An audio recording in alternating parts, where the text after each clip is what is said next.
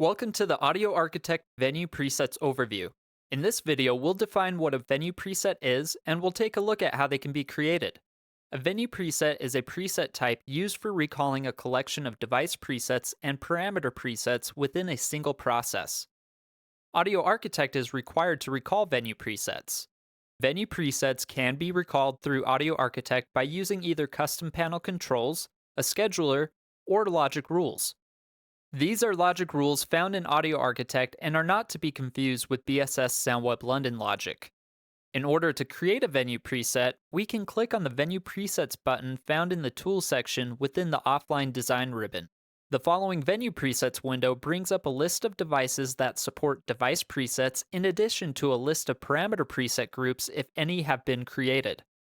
The amplifiers displayed here each have already been configured with two device presets. One device preset for default operation, and another preset placing each amp channel into standby. This second preset is helpful for turning off the high voltage rails and drawing less power during non-operating hours. Leaving the amplifier on but in standby means that when we exit the standby state, we don't have to wait for the amplifier to boot up, and sound will quickly be present in the system. The amplifier can be set to automatically enter standby according to an input level threshold and a specified amount of time passing, but in today's example, we'll just focus on making them available through the use of venue presets. Let's create two venue presets, one for recalling all the default device presets and another to recall all the amp standby presets. Click on Add. For the first preset, let's name it Default Venue. The number field represents the number of the venue preset. Up to 999 venue presets can be created within an Audio Architect venue file. The default preset field represents the default device preset. We'll leave this at 1 for now. It can always be changed manually for individual device preset selections. Click OK. If we have any parameter preset groups available to us, their default selection will be set to none. Let's add a second preset group and name it Amp Standby.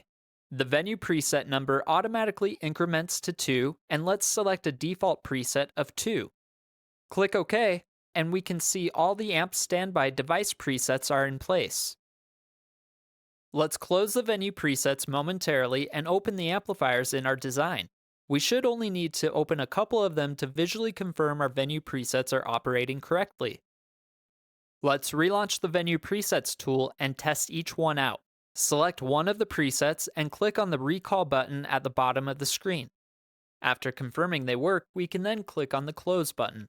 In other videos such as the Logic Rules overview and Scheduler overview, we'll see how these venue presets can be automated.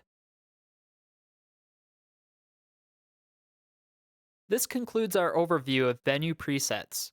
Thanks for watching.